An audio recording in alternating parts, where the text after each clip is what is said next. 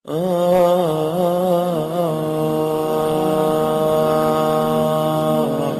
alhamdulillah, wassalatu wassalamu ala rasulillah. Assalamu alaikum rahmatullahi wa barakatuh. Hurmat tuğanlar, İslam dinimizde her bir nersenin çeçili joldoru görgözülgөн. Кээ бир учурда адам баласы кайсыл бир нерсени төмөнчө жөнөкөй деп ойлошу мүмкүн, бирок анын дагы чечилиш жолдору көргөзүлгөн. Мисалы көпчүлүк учурда көп адамдарда кездешкен буттун уктап калуусу же болбосо кээ бир учурда колдон уктап калат.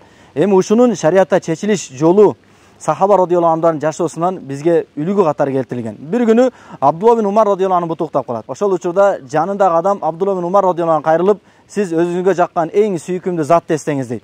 Абдулла бин Умар радıyallahu anhu пайгамбар саллаллаху алейхи ва саллямды эстейт.